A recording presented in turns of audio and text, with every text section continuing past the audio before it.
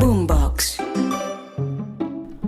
Hola a todos, bienvenidos a Calamares en su tinta. Este espacio, este lugar, como ustedes ya saben, para que hablemos un poco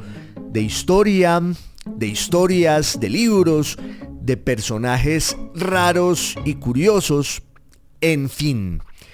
En el mundo se está hablando desde hace rato ya sobre la crisis de la democracia.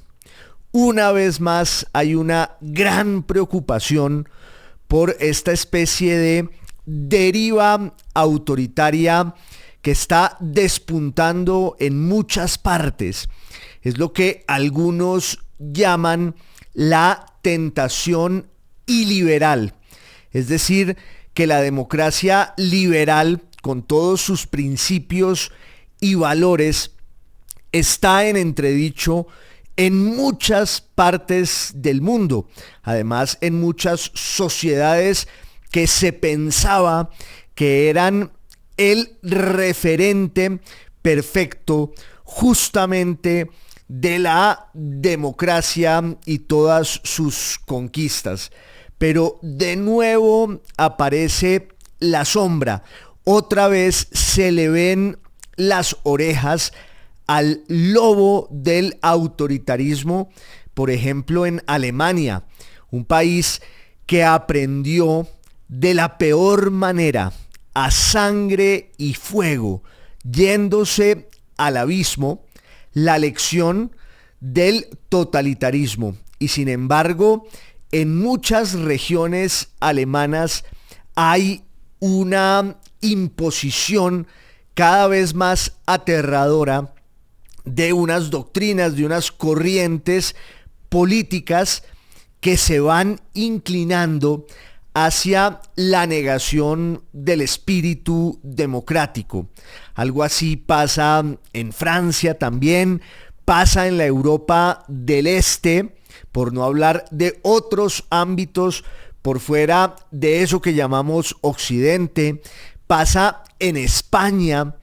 Y claro, está el temor del auge de la extrema derecha, pero también hay regímenes de izquierda o de extrema izquierda que acuden a ese expediente tan cercano a esos proyectos del autoritarismo, de la represión, del despotismo. Es como si la democracia estuviera perdiendo a pasos agigantados el último resquicio de prestigio que tuvo pues en este final del siglo XX y en estas primeras décadas del siglo XXI. Lo cierto es que en muchos lugares la cultura democrática se está erosionando, pero quizás donde el panorama es más alarmante y más aterrador es en los Estados Unidos, que se concibió siempre como el arquetipo, el modelo ideal de la cultura democrática, como si allí hubiera surgido con el proceso de la independencia y la fundación de los Estados Unidos, y como si los valores de la democracia y de la libertad estuvieran en el corazón, en la esencia misma de lo que fue a lo largo de la historia esa sociedad que llegó a la cima del poder global en el siglo XX, justo enarbolando la bandera de los principios democráticos, con mucha hipocresía y de manera farisaica, no pocas veces, pero esa es otra discusión, o es la misma. Pero lo que ha pasado en los Estados Unidos en la última década no deja de ser muy preocupante, porque allí se impuso una nueva corriente política que es el trumpismo y que tiene muchos rasgos de ese autoritarismo, de ese iliberalismo que está preocupando tanto a los historiadores, a los expertos en las cuestiones políticas, porque si el fascismo despunta y triunfa en los Estados Unidos, es muy probable que ya no haya reversa, que ya no haya salvación, y que lo que ocurrió hace 100 años en Europa pues termine pareciéndonos, por contraste, un campeonato de esgrima al lado del infierno que nos corre pierna arriba.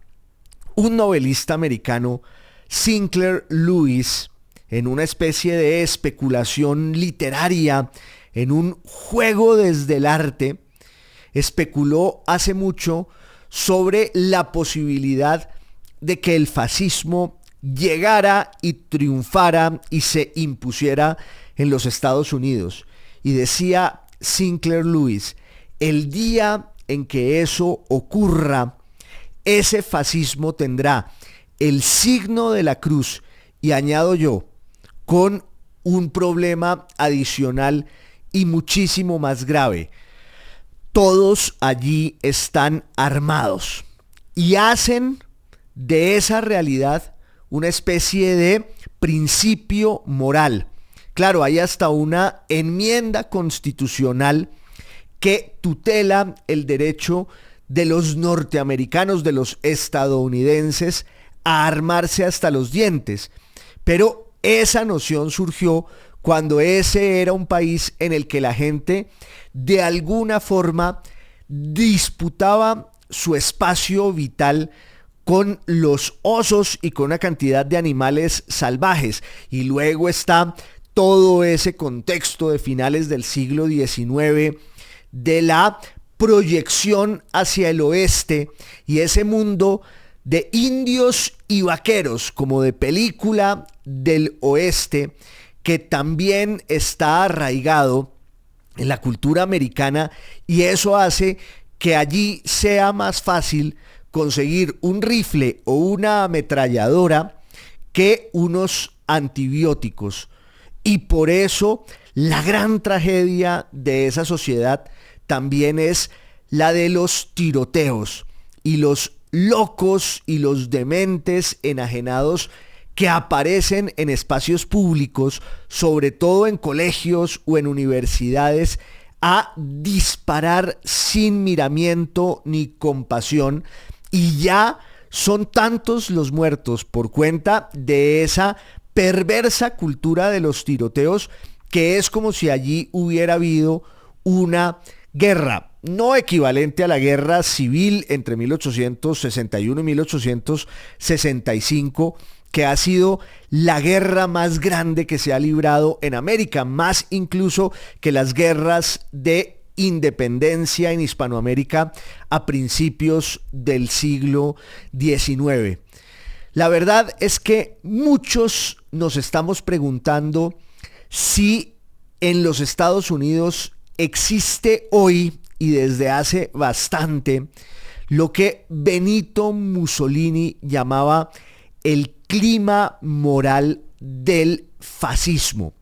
Hasta un gran historiador que se llama Robert Paxton y que ha estudiado muchísimo la caracterización, la tipificación del fascismo, ahondó en lo que está ocurriendo en los Estados Unidos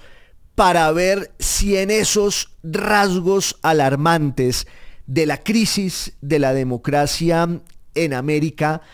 pues podemos señalar o intuir una deriva fascistoide. Durante mucho tiempo, Paxton se negó a aceptar, a asumir que en algo tan grotesco como el trumpismo y su doctrina y su legión enajenada de seguidores que van como sonámbulos camino del abismo, había algo parecido al fascismo que irrumpió en la Europa de hace un siglo. Pero ya también Robert Paxton ha terminado por resignarse a la posibilidad de que de verdad allí en esa democracia, algunos dicen la más antigua, por lo menos la más antigua del continente americano, pues esté dándose la irrupción y el triunfo de un proyecto político sin duda muy cercano al fascismo. El problema de todas estas observaciones y discusiones es que el fascismo significa dos cosas a la vez, que al final están entrelazadas. Es obvio. Por un lado, el fascismo es un concepto genérico que ha campeado y cabalgado a través de los años y las décadas y con el cual podemos nombrar y designar fenómenos muy diferentes. No dejan de estar en lo cierto quienes ironizan con esa caricatura en la que fascista es todo aquel que no piensa como uno. Pero igual el fascismo como concepto, como categoría, como una especie de dimensión teórica, tiene unos rasgos, tiene unas características y tenemos que ser muy cuidadosos y muy rigurosos a la hora de definir esos rasgos y esas características de lo que en verdad es el fascismo, porque si no vamos a caer en una paradoja terrible que es la de un amigo mío muy querido que en sus años de infancia y de colegio, por dárselas de original en sus clases de geografía, hacía siempre los mapas todos en relieve, hasta que un profesor le dijo: si todo está en relieve, nada está en relieve. Con el fascismo, como con otros conceptos de los cuales abusamos,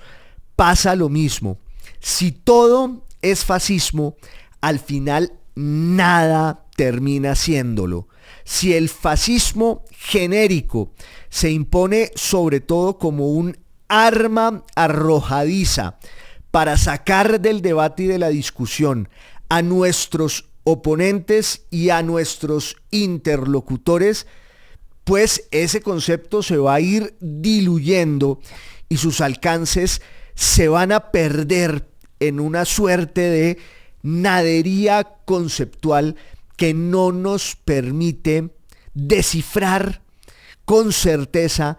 dónde aparece, dónde salta la liebre de la tentación totalitaria. Por eso digo que el fascismo tiene dos dimensiones. Una, la del fascismo como concepto general, como una especie de idea que se les puede casar y calzar a muchos fenómenos muy distintos, por supuesto en la derecha y en la extrema derecha, pero también en la izquierda y en la extrema izquierda. Y el fascismo es también un fenómeno histórico. La idea general del fascismo no puede desligarse de las raíces y los orígenes históricos del fascismo en la Italia y en la Europa de finales del siglo XIX y sobre todo en las primeras décadas del siglo XX, porque allí sí está una especie de modelo para entender cuál es el espíritu, cuál es el clima moral del fascismo. ¿Cuál es entonces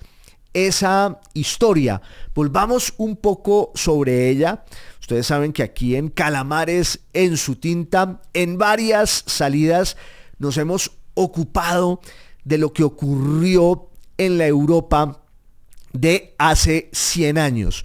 Yo creo que ahí hay muchas lecciones,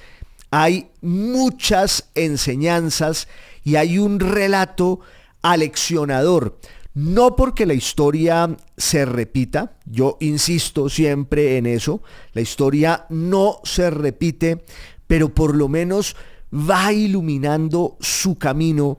para que no volvamos a pisar las mismas trampas. La historia y el tiempo también son un campo minado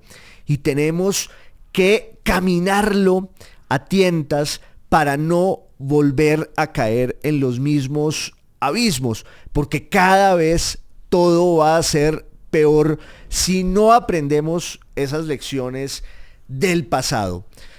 Lo cierto es que hace un siglo y poco más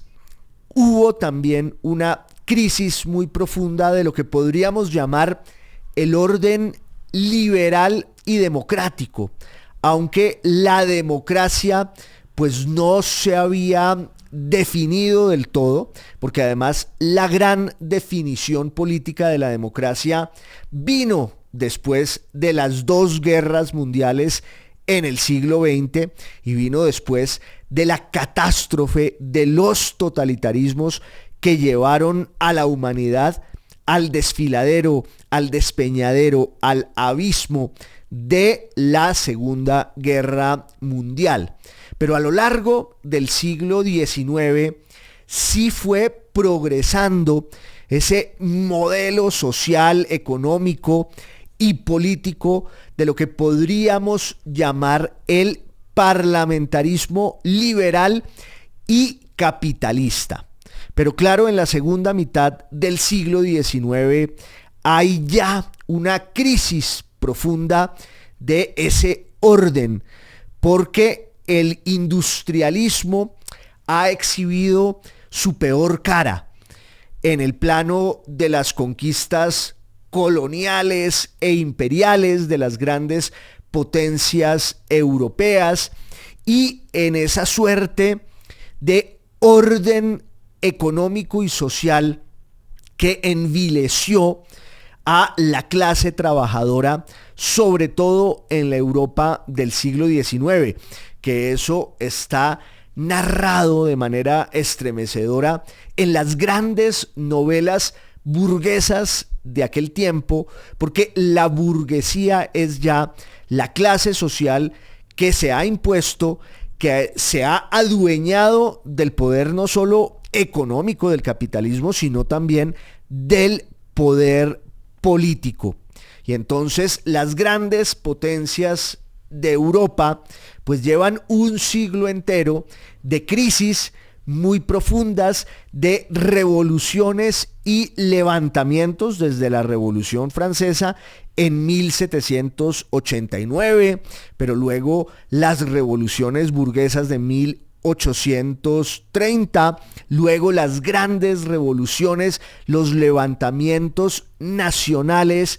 y sociales en 1848, y en la segunda mitad del siglo XIX se han ido asentando, han ido arraigando unas corrientes políticas que pasan de la descripción teórica de ese orden injusto y excluyente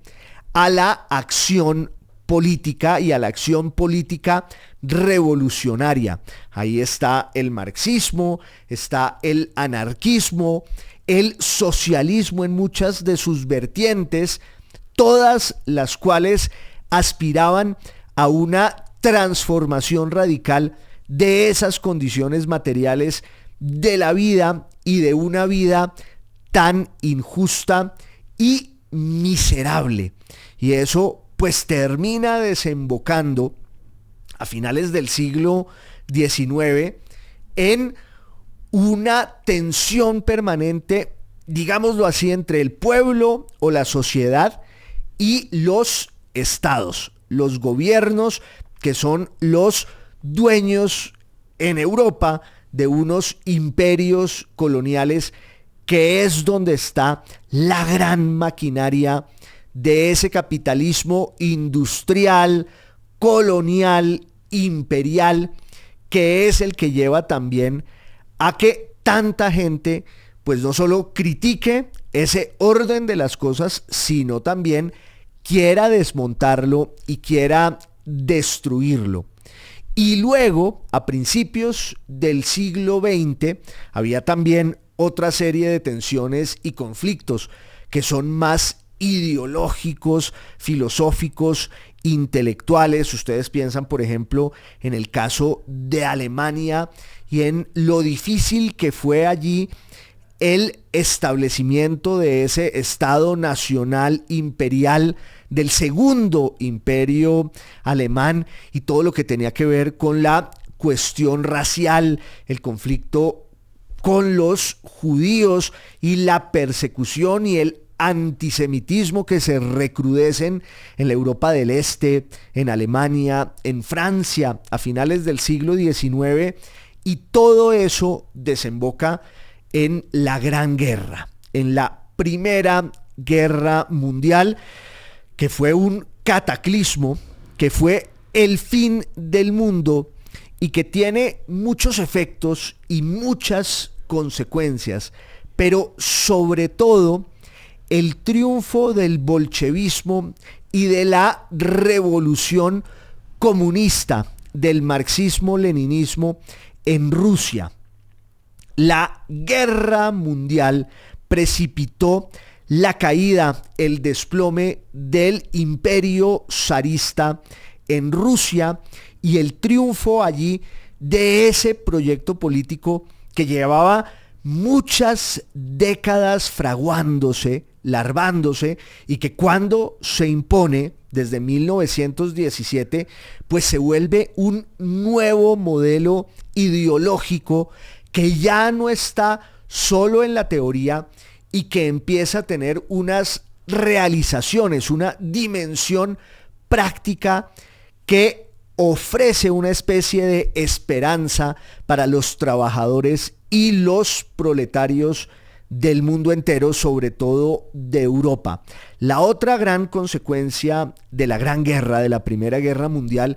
es la pandemia de la mal llamada gripa española, ese virus de la gripa H1N1 que cundió por todas partes y que cuando llega a Europa en el contexto de la Primera Guerra Mundial, pues se ensaña sobre todo con esa sociedad que, por decirlo de alguna manera, tenía todas las defensas abajo por cuenta del mundo terrible e insalubre, de las trincheras en las que se peleaba y se definía la suerte de la guerra. Entonces, por un lado está el triunfo del comunismo en Rusia y la irradiación del modelo bolchevique revolucionario de Moscú hacia el resto de Europa y hacia el resto del mundo, y por otro lado una pandemia cuyos estragos fueron tan catastróficos y letales como los de la guerra misma. Murió casi tanta gente a causa de la gripa española como a causa de la guerra. Y entonces había un espíritu de desolación, de frustración. Podríamos decir, y lo he repetido varias veces aquí, que allí en las ruinas, en los escombros de ese mundo que se acaba entre 1918 y 1920, están las larvas de una nueva expresión política que reacciona frente a este panorama decadente y desolador, también con una nueva característica que va a explicar mucho el origen y la irrupción del fascismo. Y yo he hablado otras veces aquí de eso también. Y es que la derecha, la reacción, el espíritu conservador en términos políticos en la Europa del siglo XIX fue siempre un fenómeno nostálgico, aristocrático, más bien estético y espiritual, que se enunciaba en términos políticos sin muchas posibilidades de revertir el cauce imparable de la modernidad. El conservatismo no es sino la impugnación desgarrada del triunfo del mundo moderno, del triunfo de la revolución, sobre todo su modelo iniciático, que es la Revolución Francesa, y de ahí en adelante. Los conservadores en la Europa del siglo XIX, que reivindicaban esa especie de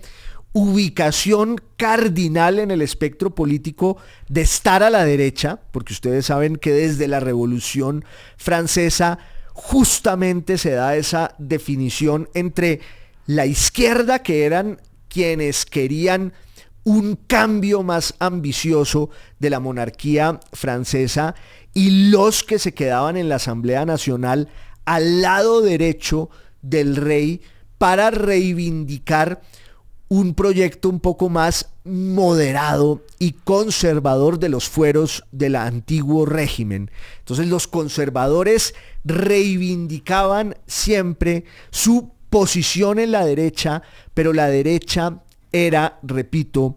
un fenómeno nostálgico, aristocrático, estético, que en el terreno de la política podía hacer muy poco para frenar el paso impetuoso y el triunfo de la revolución, de la burguesía, del liberalismo y de la democracia. Y lo que ocurre a finales del siglo XIX y a principios del siglo XX, y eso empieza en Francia, pero luego va a trasladarse, por supuesto, a Italia y a Alemania, es lo que podríamos llamar el surgimiento del espíritu revolucionario de la derecha. Siguiendo a un autor francés, del que yo he hablado mucho aquí en Calamares en su tinta, en otras salidas, que se llama Georges Sorel. Georges Sorel, que entre otras era el hermano de un historiador extraordinario que se llamaba Albert Sorel y que escribió mucho sobre Napoleón y sobre la Europa del siglo XIX. Pues Georges Sorel, que venía de las ciencias naturales, empieza a indagar en la sociología y en la ciencia política y está muy cerca del gran movimiento de los trabajadores, de los proletarios y de los sindicalistas franceses, y dice: la realidad es que tenemos que acudir a la acción directa para reivindicar nuestras causas, porque dentro del esquema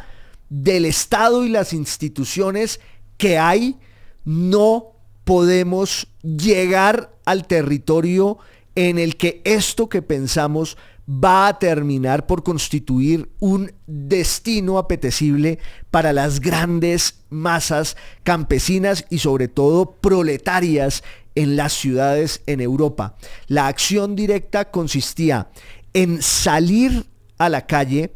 usar la violencia, reivindicar y glorificar la violencia como un método, como un camino legítimo para defender ciertas ideas de choque que tenían esa aspiración a desmontar el orden vigente para conquistar y lograr uno nuevo. Y esa idea de la acción directa está en el centro mismo del surgimiento del fascismo y sobre todo en el surgimiento de una derecha revolucionaria que empieza ahí en Francia con un movimiento que se llama la Acción Francesa, que era iliberal, antidemocrático y que luego se va volviendo monarquista de la mano de un gran escritor e ideólogo que aparece allí, que se llama Charles Maurras, y que dice, bueno, la derecha tiene que salir a enfrentarse en la calle con todos los que están buscando la disolución de los valores en los que creemos, con todos los anarquistas, los socialistas, los marxistas, y ya luego en el contexto de la Primera Guerra Mundial, pues el bolchevismo se ha adueñado del poder en Rusia, y entonces en el resto de Europa el único antídoto contra esa especie de veneno, si queremos usar esta comparación, está en esos movimientos de derecha que aspiran a usar los mismos métodos de los anarquistas, de los socialistas y de los comunistas. El caso italiano, que es donde está el origen histórico del fascismo, ese nombre pues surge de allí, entre otras cosas, el nombre de los fascios, que era la expresión italiana que luego va a designar el fascismo, venía del latín y del arma que usaban los lictores que protegían a los magistrados en la República Romana, que siempre tenían unas facies, se llamaba ese instrumento represivo, que era como una especie de manojo, un atado de barras de cuero que servían como un bastón de mando y como una especie de arma de protección de quienes acompañaban a los magistrados. Pero en la Italia del siglo XIX, en la segunda mitad del siglo XIX, en organizaciones de trabajadores en el sur del país, en Nápoles, en Sicilia, se empieza a hablar de los fascios. El fascio era eso, una organización de trabajadores, que fue el concepto que terminó invocando Mussolini, Benito Mussolini, que en realidad se había educado en esa tradición y en esa corriente del anarquismo y del socialismo italiano. Yo mencioné alguna vez aquí que no es vano el hecho de que Mussolini llevara el nombre de Benito Juárez, que su papá, que era un socialista, que era un anarquista, le puso para que él desde niño supiera cuál era su destino y cuál era la corriente moral e ideológica en la que estaba instalado desde su Emilia Romagna natal. Mussolini se dedica a la agitación política, se dedica al periodismo militante y comprometido, se dedica a la pedagogía siempre como un instrumento de difusión del credo socialista, que es el partido en el que él milita hasta cuando estalla la Primera Guerra Mundial, la Gran Guerra. Y ustedes saben que en Italia hubo un debate apasionado e intenso sobre si el reino de Italia, que en realidad era muy joven, se había constituido y fundado entre 1862 y 1870 y 71, y aquí digo entre paréntesis que tampoco es gratuito el hecho de que en los dos países de la Europa occidental en los que se demoró más el proceso de la consolidación del Estado Nacional, que fueron Italia y Alemania, fuera allí donde surgió ese totalitarismo que va a tener su primera expresión en lo que concibe y construye Mussolini, que ya digo, en la Italia de la Primera Guerra Mundial entra en el debate que había sobre si el país tenía que intervenir o no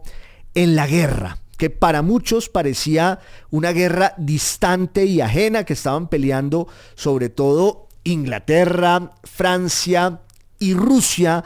contra los imperios centrales, contra el imperio alemán, el imperio austrohúngaro y también el imperio otomano, el imperio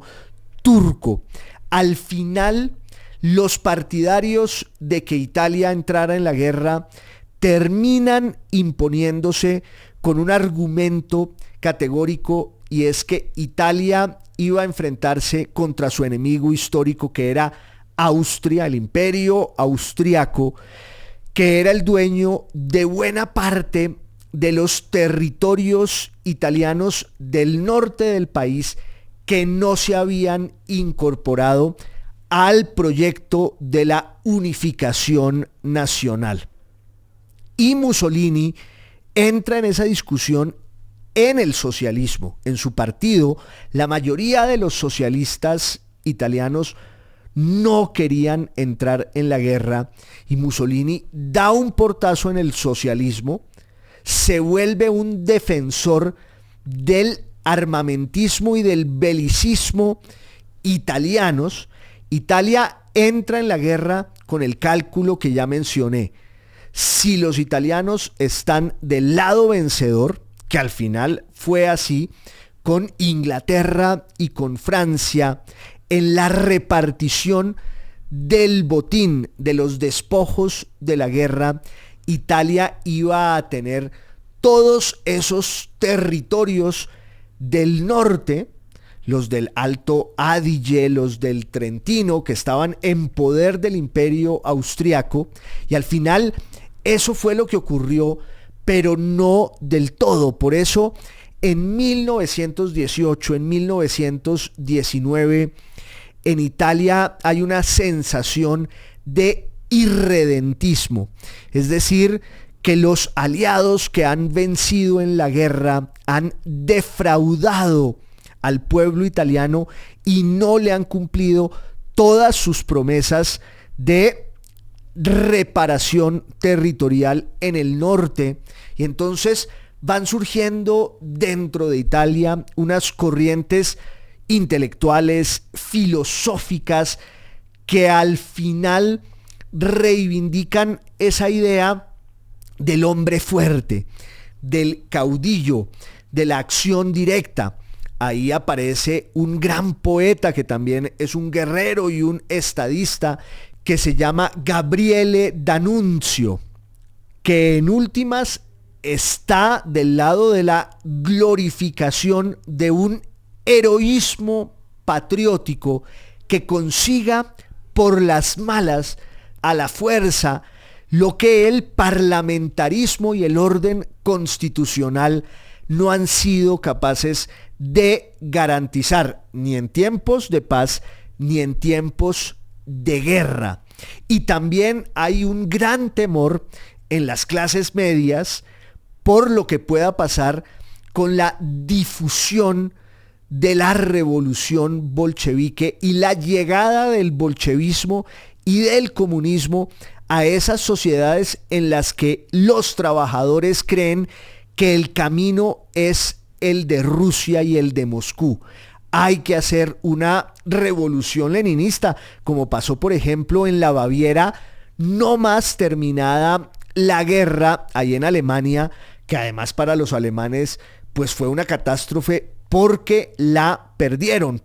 esa guerra que ellos creyeron que iban a librar y en la que iban a triunfar en cuestión de unos pocos meses, y ahí estuvieron 4 años hasta la derrota final. De suerte que en la Italia de 1918, de 1919, está el caldo de cultivo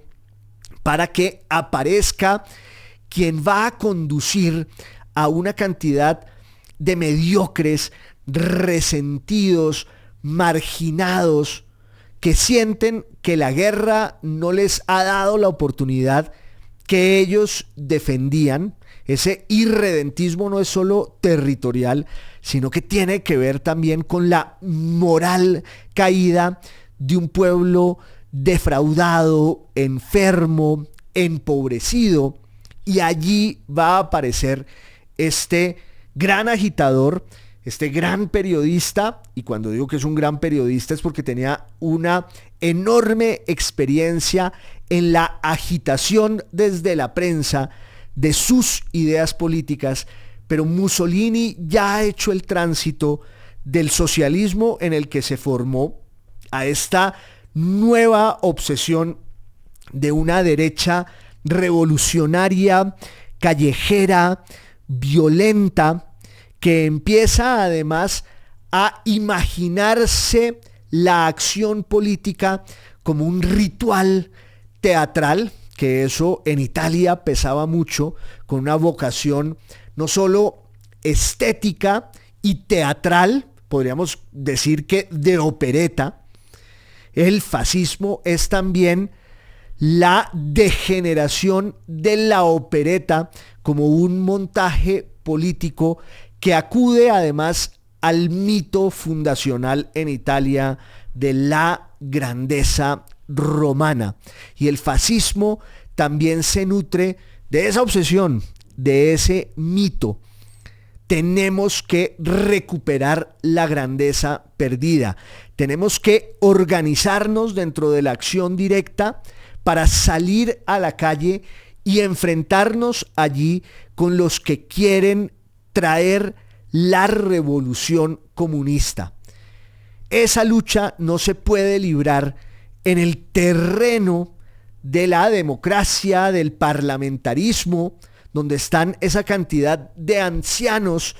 y juristas que fueron los responsables de que Europa se fuera al abismo de la guerra. Había, repito, una glorificación del caudillo como quien interpreta de verdad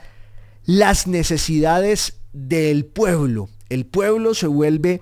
un cuerpo místico, la nación como una especie de entelequia que va a ser jalonada por su líder, il duce. Duce en italiano quiere decir eso, el duque, el que conduce al pueblo y es el que interpreta e intuye de verdad su destino,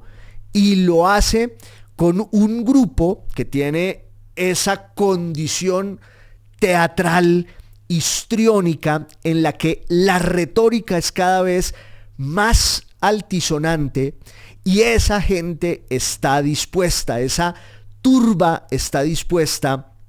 a matar y a morir por su caudillo. Y entonces ocurre una verdadera revolución en la Italia de 1919, que es cuando se funda el movimiento fascista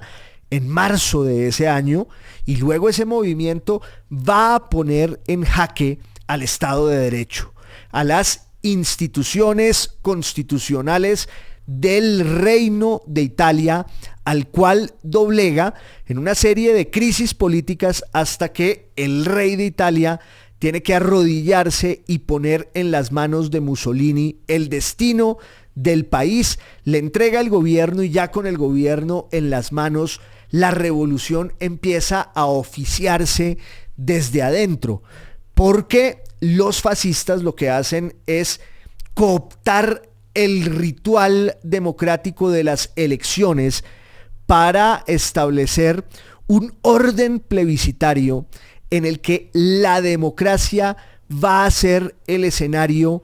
en el que sus valores se van marchitando y se van apagando. Es el suicidio de la democracia cuando en ella terminan prosperando y terminan triunfando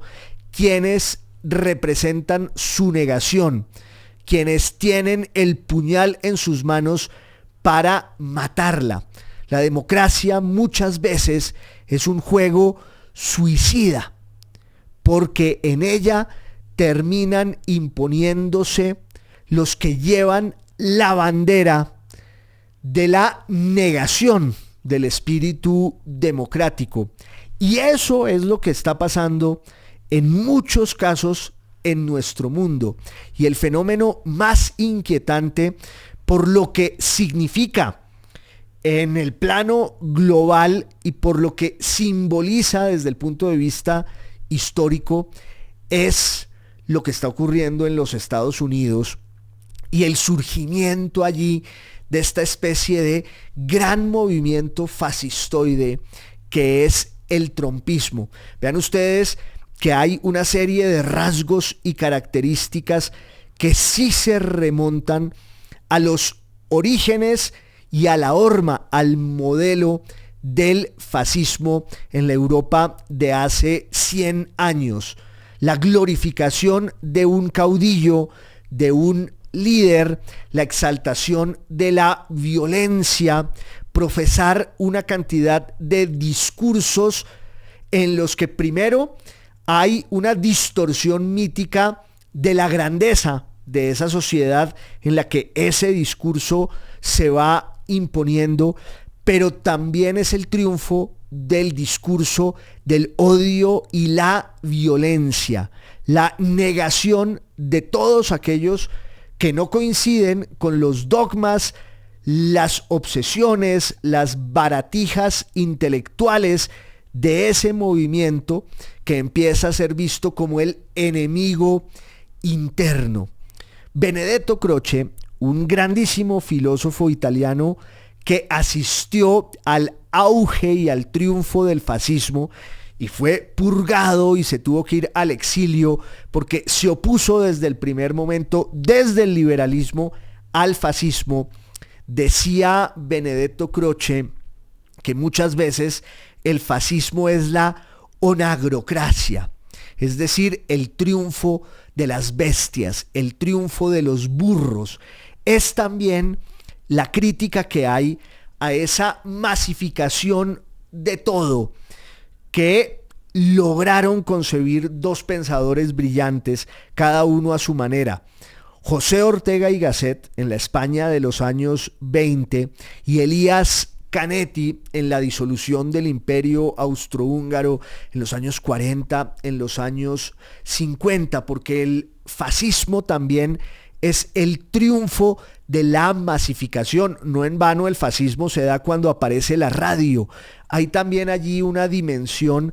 tecnológica del totalitarismo, cuando surgen nuevos escenarios en los que el pensamiento se va difundiendo de manera más rápida y eficaz. Y ahora vivimos bajo el signo de Internet y las redes sociales. No en vano el dueño de Twitter, que es un personaje siniestro, tenebroso, que se llama Elon Musk y que encarna como nadie ese modelo del nuevo totalitarismo y esa enajenación del infierno que nos corre pierna arriba. Ojalá podamos conjurarlo, ojalá que esta vez no nos vayamos al abismo, pues no en vano el señor Elon Musk está de lleno en el trumpismo, porque hay allí una reivindicación de todo lo que se va incubando en ese mundo de las redes sociales que tiene tantas virtudes, tantas cosas tan buenas y maravillosas, ni qué decirlo tiene, pero que tiene esos peligros, esos abismos que laten allí, porque en últimas, pues es también la disolución del concepto más elemental de la realidad, y más que el concepto, el consenso de la realidad, por fuera del cual suele estar la locura. Y cuando la locura se impone en términos políticos, estamos encaminados a esas formas terribles de la enajenación, del mesianismo, del caudillismo, la negación del Estado de Derecho y las instituciones, el desprecio por la democracia liberal con todas sus imperfecciones, con todas sus promesas fallidas e incumplidas. Pero eso al final, y ya nos lo enseñó la historia, suele ser preferible que esta idea totalitaria, esta especie de fin de los tiempos. El fascismo también es una corriente milenarista que nos plantea un panorama aterrador en el que los que nos van llevando al desastre son los que se ofrecen como los grandes salvadores de sus pueblos. Y eso ocurre en la derecha, pero también ocurre en la izquierda. Y tenemos que ser muy cuidadosos y tenemos que recelar mucho de todo esto que está pasando para defender las pocas conquistas de la democracia, que es el aire que nos permite respirar. En esto que es Calamares en su tinta. Toquemos madera, es podcast, es video podcast y es radio. Hasta la próxima. Un abrazo a todos. Boombox.